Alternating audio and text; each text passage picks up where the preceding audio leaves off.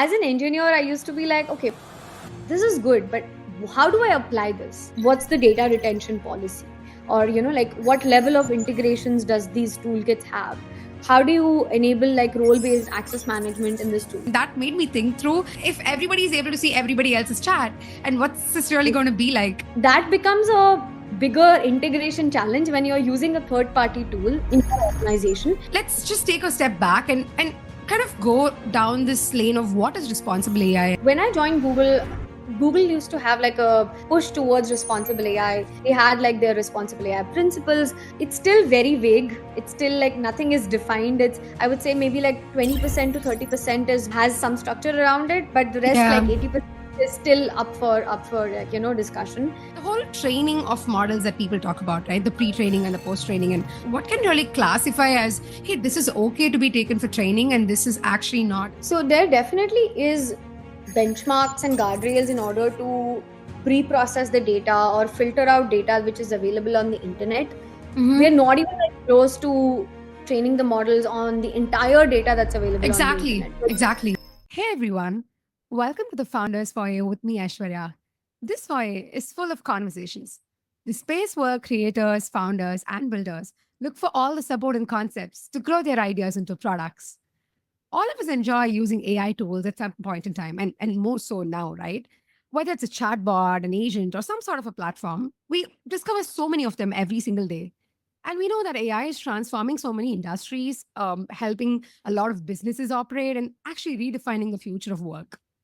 However, this growth also brings challenges such as data quality issues, ethical concerns, and sometimes, like I said, more so now for a robust regulation. And AI becomes more integral to each of our work lives. It's important to look into addressing these challenges while we also double down on the potential. And today we're going to exactly talk about these topics with Aishwarya Srinivasan. Aishwarya has worked with some of the world's leading tech companies, including Google, IBM, and she's led cross functional teams to drive AI adoption. She's also led Microsoft for startups earlier, and she's launched Illuminate AI, a nonprofit dedicated to providing resources and mentorship for aspiring AI professionals. Hey, Aishwarya, thank you so much for joining this podcast. Hi, Aishwarya. I don't get to often call somebody else Aishwarya, but it's thank you so much for having me here. Awesome. You know, you kind of stole that line. I was just going to say the same thing. It's not often that I get to host someone with the namesake, and it's like super fun that we're going to keep calling each other by the same name, and it's going to be fun for the listeners. But yeah. Awesome.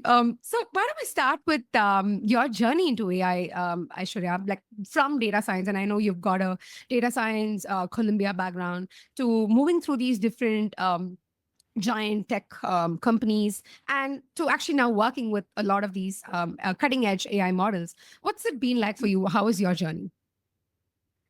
I would say like it hasn't been very non-traditional.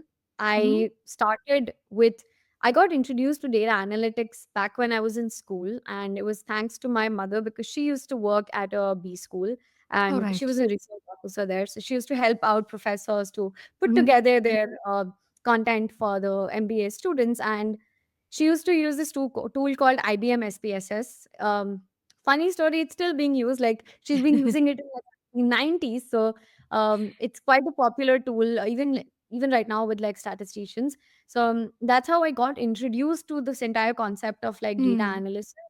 And back then it was more deterministic models and like Yeah. linear regression or multi-layer perceptron, which was more of what I got started with. Mm. By the time I got into my undergrad, I was very clear that I want to like focus on machine learning. So I sort of moved towards the research side of it. So I Right. worked with professors on a few research projects, published papers, did what a researcher would traditionally do, and I was very sure that I want to like pursue a PhD in data science or machine Interesting. learning. But at that point in time, I don't think I didn't see good amount of opportunities in India. So my first instinct was to pursue my master's or like PhD abroad.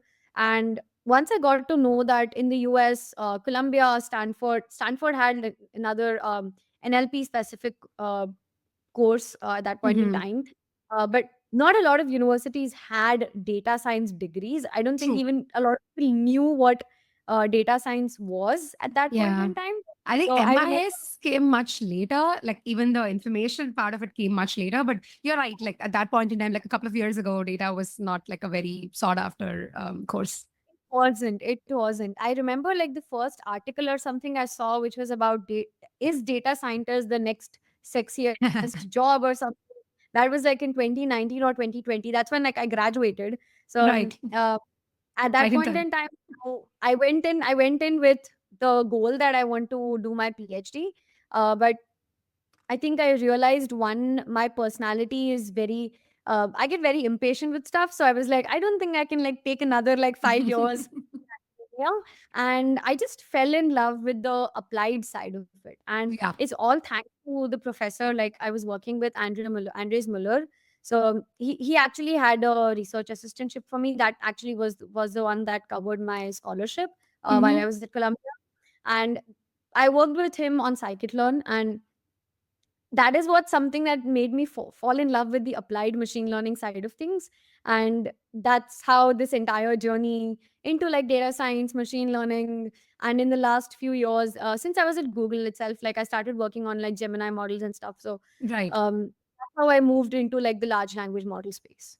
Nice. What I liked about it in your case is it's very applied from the beginning, right?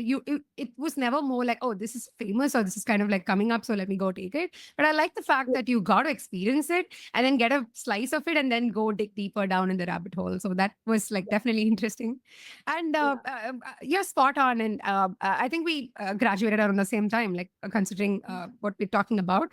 And I totally like looking back, yeah, 2019, 2020 was when this whole I guess the whole focus around data came in because even before that, data scientists existed, at least not by the role, but by the function. That was Yeah. happening and some sort of work was already going on. But I think Mhm. the more focus, like how AI has been getting this all limelight now, I think data science definitely had that in the past. But Yeah. it's interesting from your story that it's also not very disparate because one thing kind of feeds into the other. So whatever went into the data science part definitely feeds into the traditional machine learning kind of a Yeah. learning.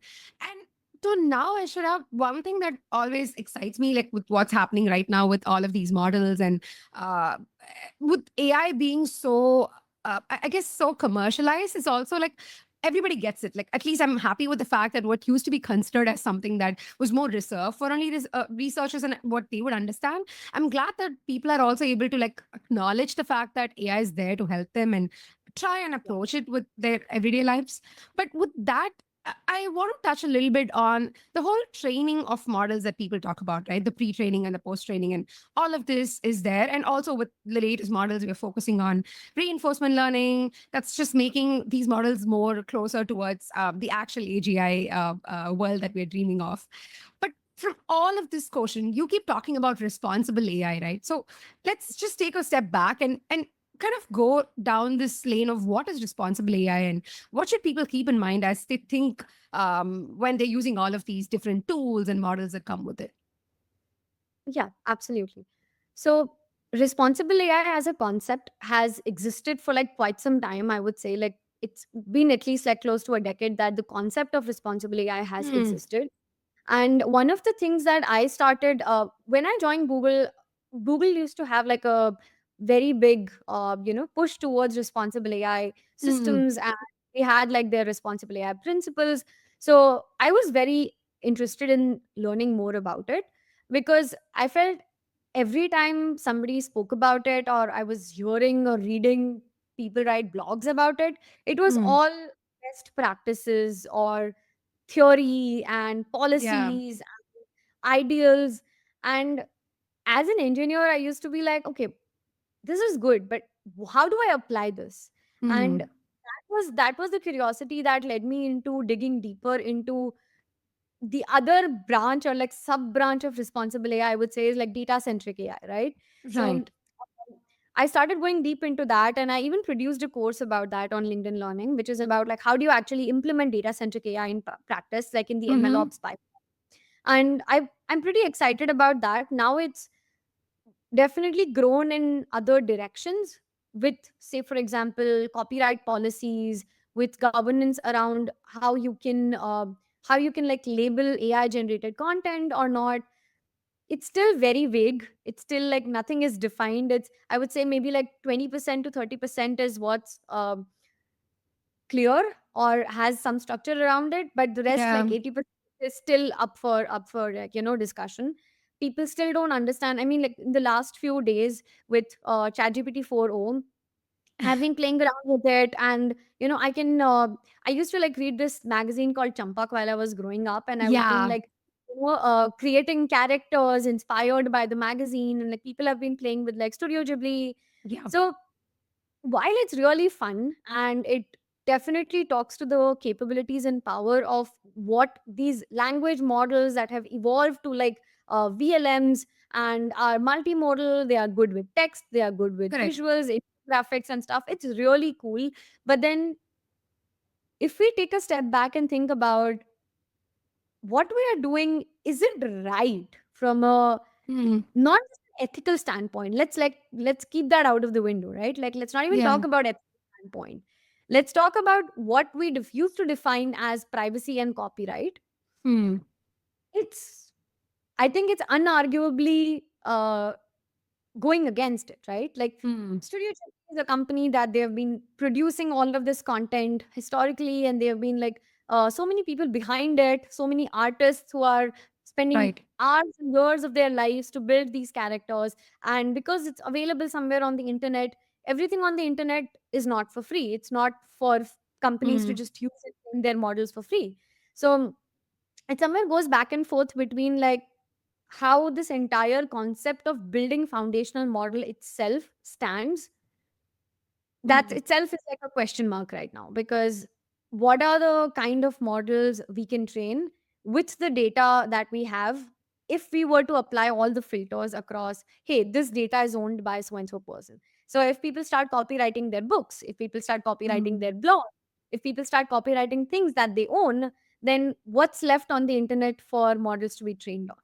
This is particularly, I think, connects back to the post training that we're talking about, right? Because I think in the post training is where you get all of this, I guess, this whole relationship building and how and what kind of data and how to make meaningful output come through. So in that case, looks like what can really classify as, hey, this is okay to be taken for training and this is actually not, and we don't want models to go after these kind of data. Is that like where we're going? So there definitely is benchmarks and guardrails in order to pre-process the data or filter out data which is available on the internet. Hmm. We're not even like close to training the models on the entire data that's available on the Exactly. internet. We're just Exactly. scratching the surface, right?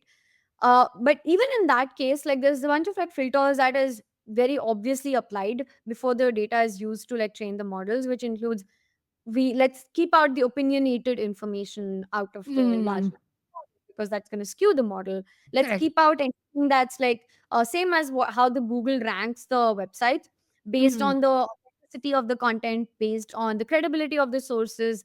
Those are like the obvious ones that goes right. in. So that's something which is very obvious, but Right. it's still not defined. Like Yeah, every that's true. foundational model company is doing it in a different way. There's no standards around it. Yeah. No, you're right. And I think we saw that example with DeepSeek also, right? When there were specific questions about a country and going deeper into asking something that happened at some point in time about China, the model was refusing to answer or it was kind of like hallucinating. I saw that example with the same photo image creation that we're talking about. I was trying to, like upload a painting of mine, and I was also like trying to upload a art gallery wall, and I said, I want you to juxtapose this painting against the wall, because like I wanted it to see, I wanted to see if it was good at combining two things together, which a lot of Mhm. people had actually shared on X and LinkedIn, saying, oh my god, like product photo shoots are now like easily available.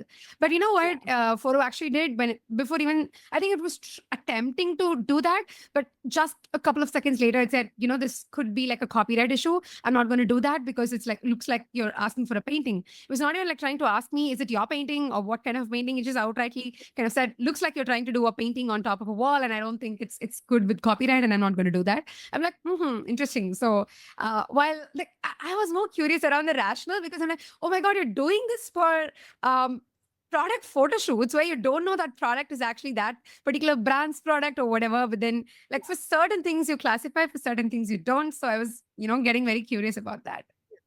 No, it 100% like doesn't have those guardrails, right? Like, Mm-hmm. um, if we were to like go back and think about like what DeepSeek did, it could be like a few different ways. Again, they have not really openly spoken about how they are doing it, but theoretically there's this just a few ways that you could do it. One is that you're doing a post processing on the input prompts Correct. that you have, then you Mm-hmm. reroute it to respond in a certain way, Mm. or you're uh, fine tuning the model itself to not be able to like respond for certain Exactly. questions. Now Exactly. that can be jailbreak to some extent.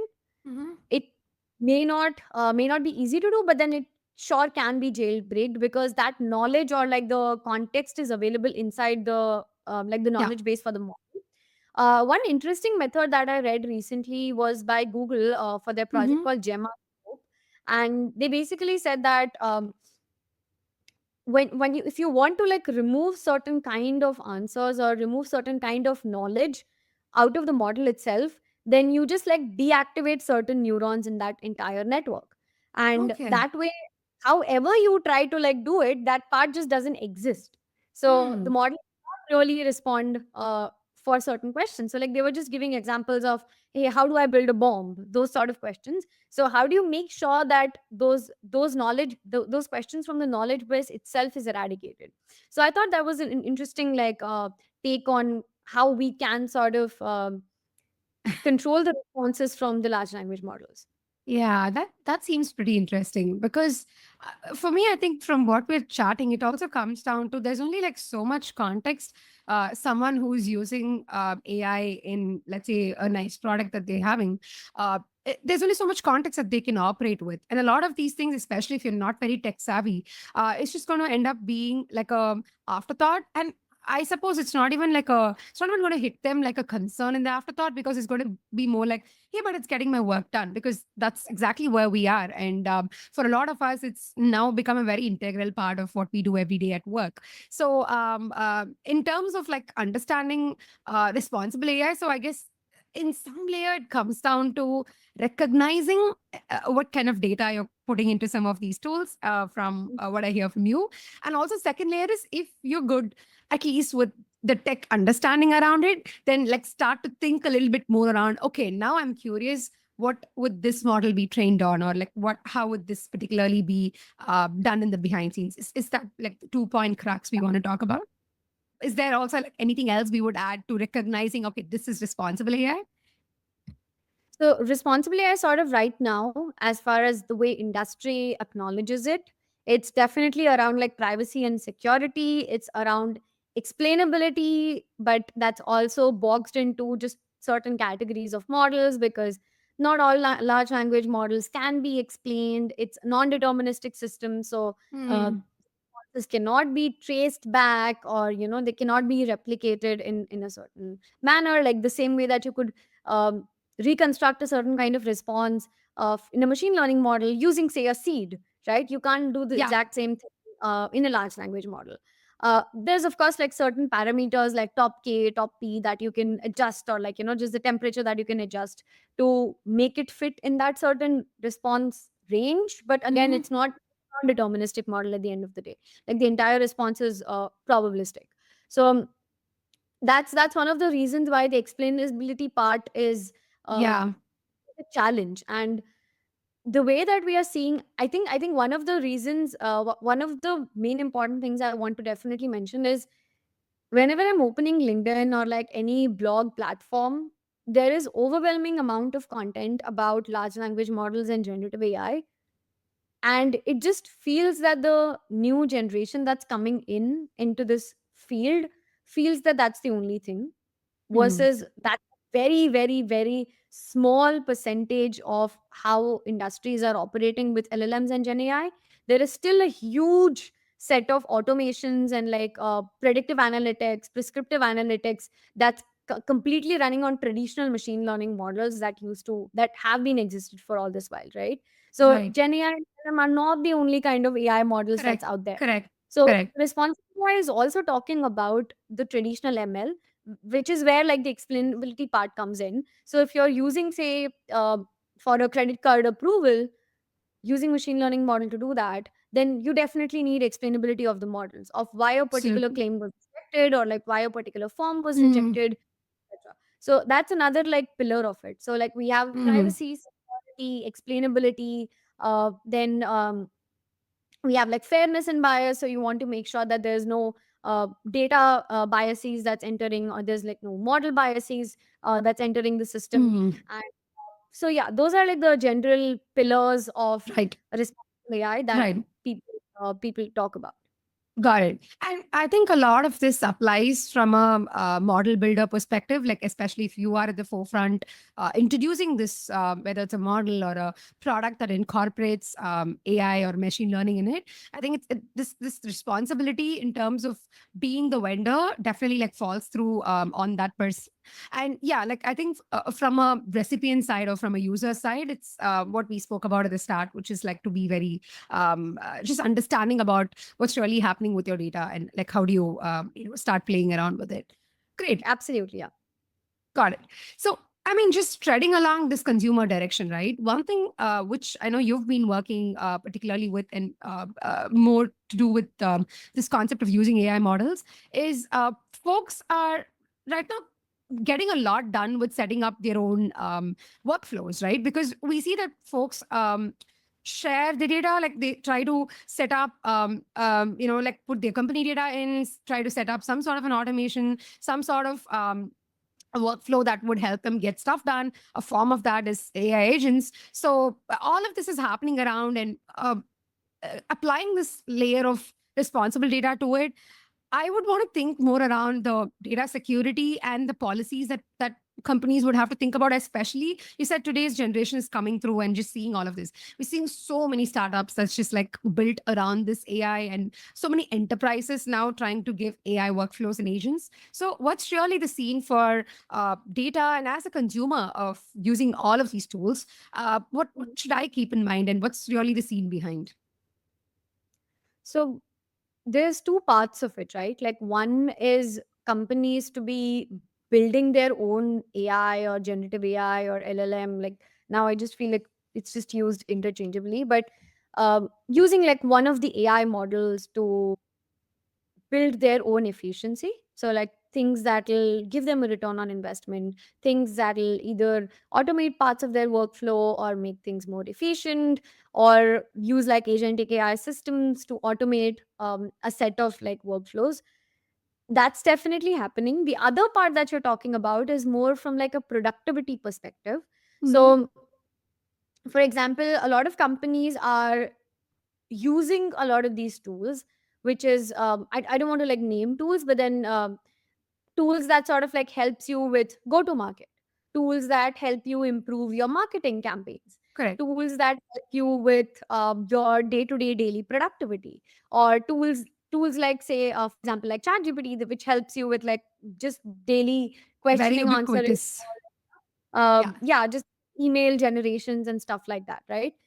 For the second part, I would be more concerned about the data privacy part of it Mm-hmm. than the former one, because if you're doing like building things in house, then most likely you're going to be taking care of the entire ecosystem.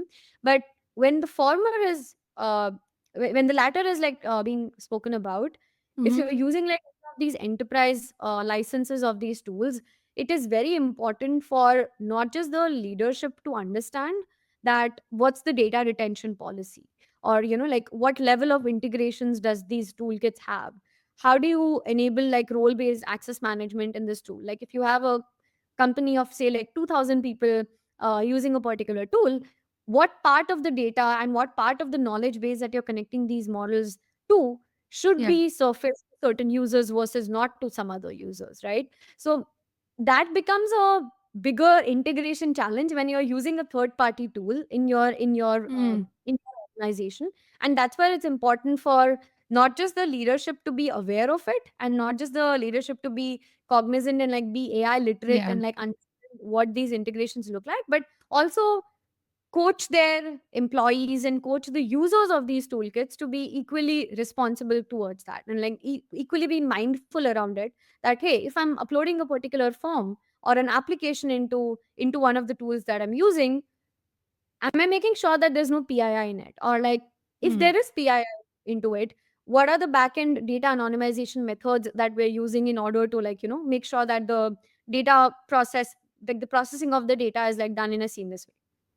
Right. So Got it. Okay. In fact, one funny X post that I saw a couple of days ago when this whole Ghibli trend caught up is someone was sharing, I don't know who just uploaded their photo with their girlfriend and converted it into Ghibli on a work account. And then all of us are able to see that now. The admin is just like trying to figure out who that person is and then like, trace back. But I guess the photo didn't have the person. I think it was a photo of their friend or a girlfriend, and then like the whole post received a lot of these sarcastic laughs. But yeah, like you're right, and that made me think through this whole I back the role based concept, because I was thinking through, okay, I mean, it's a first off, yeah, it's a shared access account, and second, it's also like uh, then if everybody is able to see everybody else's chat, and what's this really going to be like, and especially from a company setting, does this mean that yeah, I know what the other person's searching for, or like it just like it plays out at two levels for me. One is yeah. I don't know if people would even feel comfortable then like using these tools, particularly so because they have very specific work problems and like, to kind of like get answers to. And the second one Yeah. also being with a lot of this confusion around, is this okay to use? Is this not okay to use? So is there like, what's your take on it? And especially like with shared accounts like these, and you rightly pointed out, accounts where there are no policies set, what's it really going to Mhm. be like? At least what are some key points to keep in mind when using these AI tools? I think training is one of the most important things that companies need to do. We need to be mindful that now AI is not just sitting within the tech teams. Mhm. It's it's trickling, like, it's trickling into all other teams, and everybody wants to like try and use AI tools for improving their workflows. And to be honest, like the teams that I'm seeing which have the earliest adoption is not so much with like the code gen, like not so Right. much with the technical teams like using code gen applications, but it's more creative space. Yeah. People who are mostly into like sales and GTM, they are like, Yeah. hey, I don't want to be manually going into LinkedIn and searching for people and cold messaging them. How do I automate this entire thing, right? And not just automating it in a contextless manner, but like being in a having the models run in like a context aware setting where they understand their ICPs, where they understand the role of a particular person that they're trying to reach out to. It's able to like find something in common and like have that hook in that personalized message and stuff. So all of those use cases is where I'm seeing a lot of companies adopting these AI tools. Yeah. These are not built tools, but they're obviously like going ahead for like startups who are building these tools, or like some of the enterprise toolkits that is available to them and that can like quickly get them started with. So especially when non-technical teams are using them, and when when they don't understand how exactly these models work, the biggest red flag is that they don't understand where it can fall through the cracks. So if they Mm. don't understand where it can fall through the cracks, then it's very easy for them to like make these mistakes. So the Mm. first thing any company should be doing, whether they have already started using one of these AI, LLM, Gen AI, whatever you want to call it, right? Any of these tools is to first educate their teams cross functionally, not just to see like what the other teams are building inside that company, but also when they're using these applications, how well do they understand the pros and cons and like the working of these applications on the back end. Mm. Yeah, no, that makes a lot of sense because I feel like how you mentioned a couple of minutes ago that the whole trend is caught up, and it just feels like whenever you open a social media platform, it just shouts out to you that, oh my God, like you're missing out on this tool, or you're missing out on this particular step, and you should actually be doing that in your role. And I do Mhm. see a lot of, I think beyond the whole AI coding agents part, a lot of right now widespread usage is with what people interchangeably call as workflow slash agent slash some sort of an automated way for them to get stuff done, which also mean that In fact, after you mentioned it out to me, I feel like the first step is also educating on the data usage part and the whole implications that could come with it. I'm also sensing how different accounts are now connected together, like different services are now going to be connected together. So it's not just the data that you put in, let's say, on the chat interface that you see, which is like a chat GPT, but it's technically like some companies' CRM data, like superimposed with the LinkedIn data, superimposed with some sort of another data. So it's like a lot of data that actually parallelly plays together. Yeah, it is. Yeah, it's definitely that's where, like, parts of role based access management is important, because a lot of the data are one either in silos, Mm-hmm. or even try to like connect all of these data together. Like now, like, Anthropic's MCP has become a huge Yeah, hit, and people are like, hey, how do we seamlessly integrate different data sources across multiple AI agents that is able to like access this data and do function calling and all of this together, right? Like yeah, without having like mismatch of formats and schemas and correct, people having to correct, manually customize that. So that's one part of just integration, right? Like that's an engineering effort. correct. So whenever you're thinking about like any code, right, it has both like the syntax and the grammar, right? So it's not just about the engineering effort of like connecting these data sets together, but Yeah. then you need to again go back and think about, does this person who's using this tool, should they have access to this data? How do Mm. we define roles for visibility of the data across different teams? How do we enable people getting access to this new data? So Mhm. how do you turn on and turn off the switch of any AI model having access to a particular data? So like, for example, you have your enterprise search and you're going ahead and searching for something. You are a manager. If you want to like understand what's the average salary of like the 20 reports that are under you, you should have access to their salary data and it should be able to respond to you in a certain way. But Yeah, if one of the people on your team is trying to ask the same question, then the model should understand that, hey, you cannot be really checking the salaries of your peers.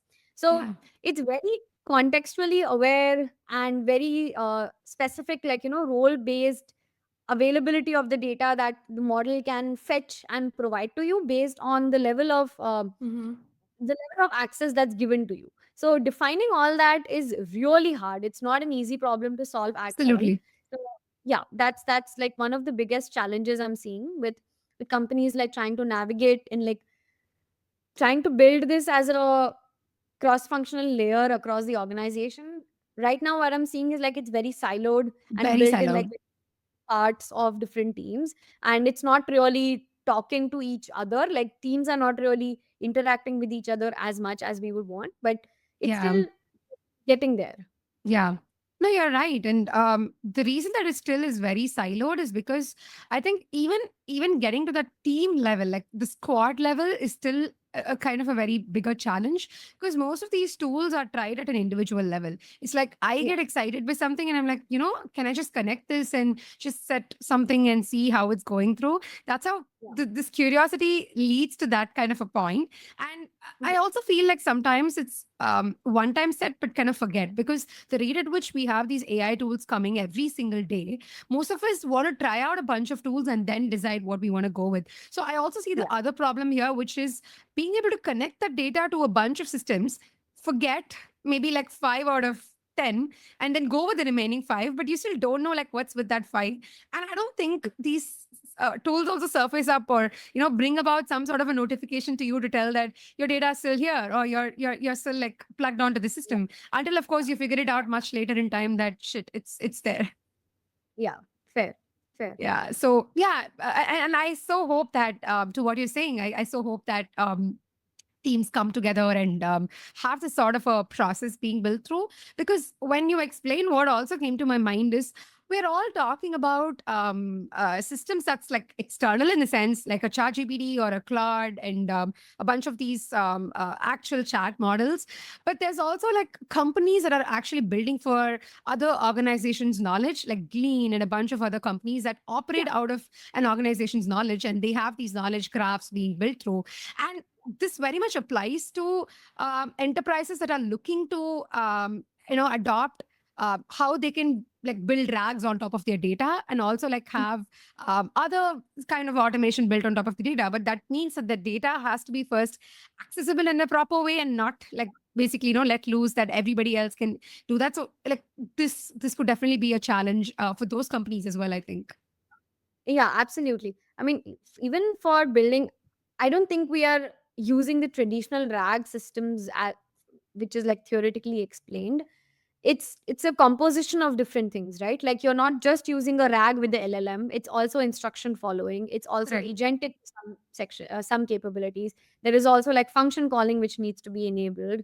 Uh, Not just for like fetching data externally or like just to understand, say, like the present context, we are in March 2025, those sort of things, but even things like, hey, I need to convert this into a CSV file. It's part of instruction following. Then you need to have like APIs which help you like convert that data into a CSV format, convert that back to like a link which is downloadable by the user and stuff. So it's a complicated workflow. It's not something as simple as what RAG is taught in the Yeah. books. uh, that's where like the entire complexity comes in picture, right? Like because one, the data, not all the data is cataloged. A lot of data are either there's a lot of like duplicates in the data. There's like a lot of um, uh, freshness of the data is not the Hmm. same across data sources which is Yeah. available. So obviously like a lot of companies who are working to solve that niche problem, Hmm. which is I think I came across one recently called Unstructured. Basically, what they're trying to do is, if you have a knowledge base, if you have like a database, how do you convert that, process that, and make it machine ready? So, how do Nice. you make it Okay. ready for LLM to consume? So that's Right. again like a very very big problem to solve. It's Absolutely. definitely not. It's not definitely trivial as people talk about. From like a practical standpoint, it is a very complex problem to solve. Yeah, I like one of the other products that I came across is also the LLMs.text, basically trying to convert your website into a readable format that can go and feed into any LLM to have context around your particular company and at least whatever is surfaced up at a website level. But yeah, like this is whole behind scenes level with the same company data being into the picture. And like you said, it's more complicated than just like looking up for a question and then trying to get an answer to it. In fact, what I'm more interested on after we keep chatting about this topic is the interchangeable use of what people think agentic AI is, what is automation, which I think Zapier and a bunch of tools have already like showed us a couple of years ago. Uh, is there like a whole difference you think? I mean, does it even play a thing for someone to understand what is operating at a workflow level, what is an agent level, what is perhaps like a simple sort of an automation, or is it all like just the same thing but interchangeably being used now? Definitely interchangeably being used. I see a lot of companies building AI automation but calling it agentic AI. I Right. think like in easiest manner I could explain the difference is that for an AI automation, there is a definite number of steps. It's Mm. always defined. Like the same way that we used to build like what do you call it? Like a Flowcharts, state like machine, right? Yeah, right, like a state machine. So like going from like step 1 to step 2, right, if yes right, or no, like going on to step 3, if a right. particular criteria is satisfied, like going to the next step and so on. It's a very defined state machine. That's how I would explain an AI automation. Hmm. It uses AI in certain nodes, which is like, hey, in this node, I'm going to summarize. In this node, I'm going to deduplicate. In this Right. node, I'm going to like extract something, like, Correct. those sort of things. That's an AI automation where there's like a defined set of nodes on which direction can it take.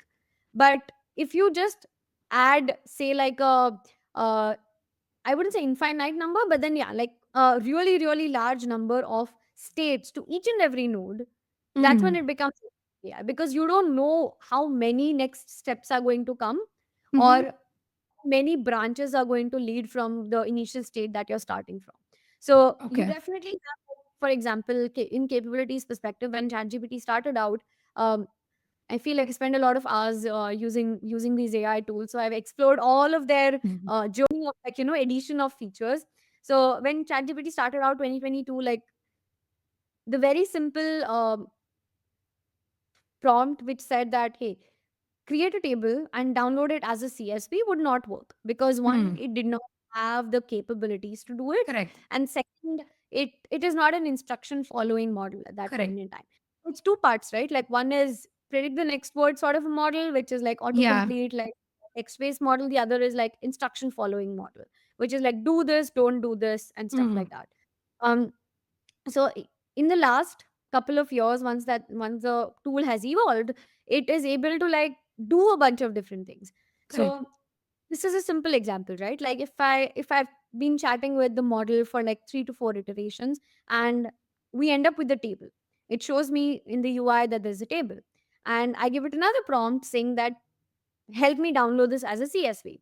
So Hmm. I'm not really giving it instructions on what are the next number of steps for it to convert it to a CSV, but it automatically understands that what needs to be done and does some sort of like function calling, or like Hmm. runs a Python code on the back end to convert that into a Yeah. CSV, and features it to me like as a downloadable link, right? So that to some extent is Right. agentic. Agentic. Sounds more like you're focused on the outcome. Like you're as an instructor, you're really saying that I want to get from an A to B, but then you make your own reasoning around what that A is and how to get to that B. But then all I would be defining here is, yeah, this is the ideal source, and this is the outcome. This is where I want to get at. Exactly. And you're not really giving it uh so for example, I've built this out and I'm gonna release this hopefully in the next couple of days. So it's like a AI automated newsletter pipeline. So Hmm. it you just like have a set of preferences for yourself, and then based on those preferences, it delivers a newsletter to your mailbox. And Sweet.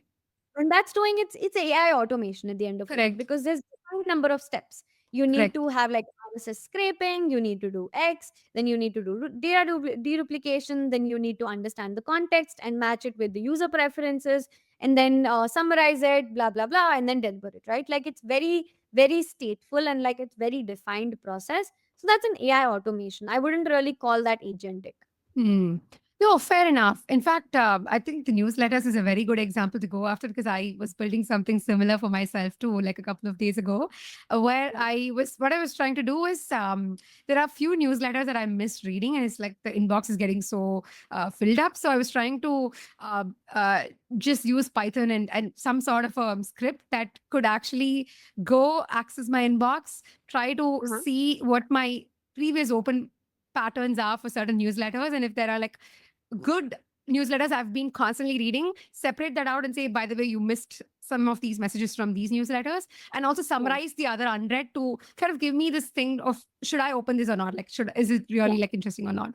So yeah, like Yeah. in that sense, it makes it more like it's an automated flow because I'm trying to say, go do these things. And at every Yeah. step, it feels like I'm defining what's really like happening through and this is Yeah. the outcome. But yeah, like in agentic, so somewhere like the startups that we're talking about, which is go get your I don't know, like the whole AI SDRs, the AI marketing folks that you don't Mhm. you now have like a AI companion to get this work done. So that is more, I would say, like agentic because from what we were discussing, it's more like it's doing the reasoning behind to get to your outcome, which is like let's say close more deals or whatever, like get more website conversions or whatever is the end outcome. So Yeah. in that case, the agent will automatically like figure out what would be the next steps in line or next course of actions in line more reasonably, right? Like the reasoning factor is more important here. Yes, absolutely. So it's sort of like the intermediate steps that it's breaking out, that's on the fly. It's not something defined. It's defining it as and when it's reasoning through what it needs to do. Right. Fair enough. Yeah. And is there a I don't know, like a data concern that would come up with the agentic performances, considering the fact that I mean, we talk about human in the loop, human out of the loop, and this whole semi-autonomous agent and fully autonomous agent and all of that. Mhm. And where we are, I think definitely is a semi-autonomous because in like at least 80% of the cases there is a human in the loop.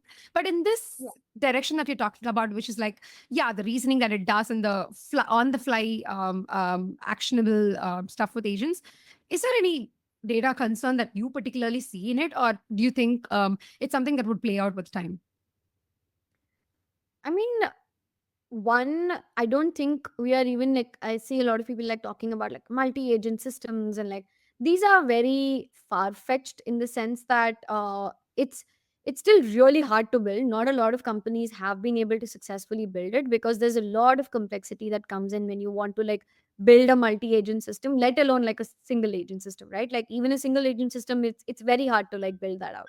So I wouldn't say like a data concern per se, but what's more of a concern is like when companies decide to use it, where exactly to have like human supervision is a question, right? Like Hmm. if you build out a pipeline and at every single point in time you have a human supervise it, the collective time and effort of building that pipeline out would just not make sense, and it might be a better alternative to like have the human do their entire process, Yeah. because you're introducing more cost, more complexity, and like more workload on that person. So um, the challenge is about like where do you need to have human in the loop, and it's again like not a very trivial question to answer, but the simple way to think about it is, one, we understand that typical traditional large language models are non-deterministic. Yeah. So there will always be a, a variableness in the responses that you're getting. So for use cases where it's okay to have that variability, right? Like it's okay to have that difference in opinions. Let's call it that. So the model's difference in opinions, like it having its own moods and it's having its own opinions and like having different words to express it. Things like write an email for me, or like write a blog for me. It doesn't have to be very deterministic, but for example, with things which are more which needs to be more deterministic, like classifying things, Hmm. it only can belong to one bucket, right? Correct. Like the right answer, the right label can only belong to one bucket.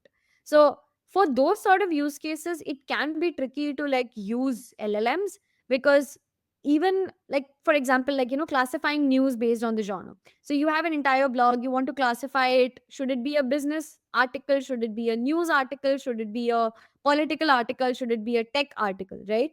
And this is something that I faced while I was building this like AI automation for newsletter, right? Hmm. A lot of times when I was scraping the RSS, it had like a mix of two or three intents in it, and it was hard for the model to classify. Correct. So Correct.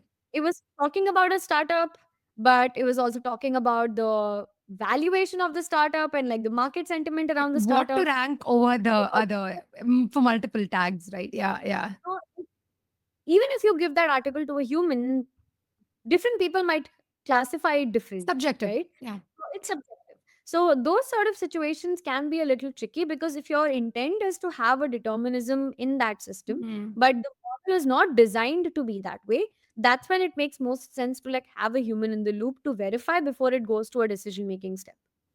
Fair enough. And yeah, I think the example was spot on to understand the whole human and the non-human thing. One other case that comes to mind for me is whenever I've seen examples of how people talk about scraping as being one of the easiest, actions that you could have an LLM run through. But I Mhm. definitely have seen challenges with respect to, especially like say, scrape a bunch of these sources, uh, Mhm. give back information in a certain format. I Mhm.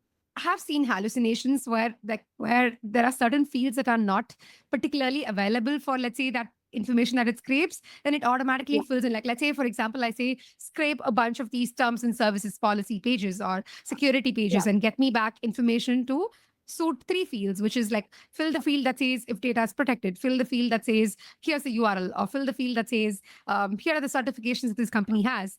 It could fill the certifications and it could fill the let's say even the data protection to read through the pages and tell me. But when it comes to the link, there are cases where it's hallucinated in the past where it's just Yeah. kind of like puts in its own link and say, oh, by the way, like you can access this link here, but it's actually a dummy Yeah. link. It's not It's something a that's dummy valid. happened for RSS feeds. Like I was like, Right. give me like RSS for like these websites, and it gave me a bunch, and I was like, that doesn't exist. So Exactly. yes, it definitely hallucinates. Uh, there's possibly like ways that you can add more review process to it. So for example, you can add an additional step at the end of like every like structured prompt. You can just add an end step which is like verify if the link is correct, Correct. or like Correct. to give it few specific instructions on how it Correct. should verify that the link is correct or not. Then it additionally does that, and like That's that. revises Yeah. same thing, like a code gen model. So it just does a auto review and like corrects itself wherever it has Yeah. an issue. So that's the same thing that you can do with like a generic LLM as well. Yeah, no, makes sense. And yeah, I think that's also where one of the last thinking points for me gets at is this whole step of, okay, a human thinks through, uses AI or, particularly a model as sort of a sounding board, and then you go give it instructions. So it's partly being or getting better at prompting, getting better at explaining what you really think it should be doing. And also, I think it's Yeah. partly taking about the start that there's always a debate around with AI, is human thinking really getting so diluted? Because there are cases where, like, now we're talking about AI being a great thought partner, you're brainstorming, you're trying to say, oh, like, I want to build this tool, I want to build this project, blah, blah, blah. You just get like a whole, list of instructions to do. You keep it as your, instruction buddy. Uh, but there's also the other case where this argument whole around, is critical thinking really going away with AI in the picture? So, what's the fine balance from your, let's say, working experiences and your talking around with other folks that you think is good enough for keeping AI out of the bay or keeping AI into the picture? How is it like really going to function, especially with thinking? So here is my honest answer on how and when we should be using AI. Every time that there is a human interaction, you can't be using AI as an assistant, right? And that's where it's a conscious this decision that you have to make whenever you're like writing about something. So I'll give you a good example. Like, I actually have these sheets with me right now. Hmm. So in the last few weeks, when MCQ became a buzz and like everybody was talking about it, Yeah. it would have taken me like probably a few seconds to like write a post about MCP, thanks to Perplexity, ChatGPT, Claude, or like all the models at our Yeah. disposal. But for me, like it's important to like learn a topic before I'm like writing anything about it. So I sort of like printed these like 20 pages to understand like the depth of it, and like it has like a bunch of graphs and like tables which sort of like explains the how like MCP works, and like what does the protocol have, what does the architecture look like, where can it be integrated, how can it be integrated, how is it different from function calling, what are the additional like layers that they've introduced Correct. compared to traditional function calling and stuff.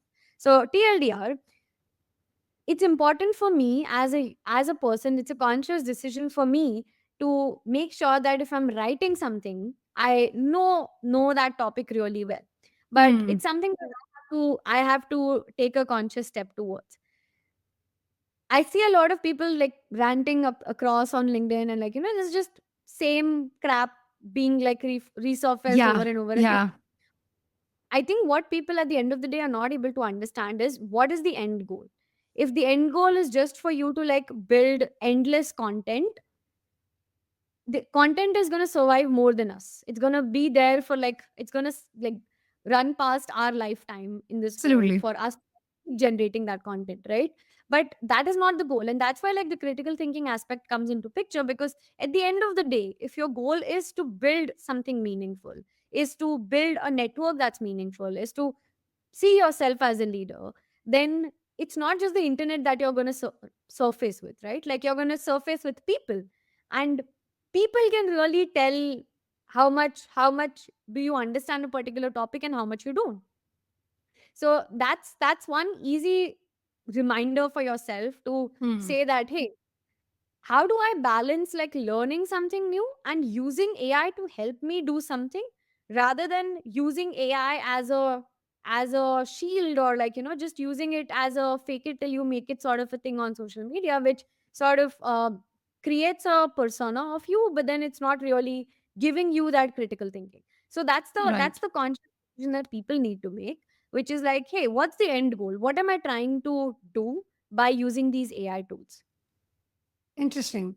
Yeah, and I think this also comes down to self reflection on what really sits with you as a person who's always learned in a certain way. And because Yeah, it comes down to what are you more comfortable, like what's your style of learning so far, and how have you processed information? Are you like in your case, yeah, are you like a person who digs down a topic before you actually want to talk about it? Or are you someone who sits down to sketch things out, draw flows before you actually go about wanting to not just talk but just wanting to understand a topic?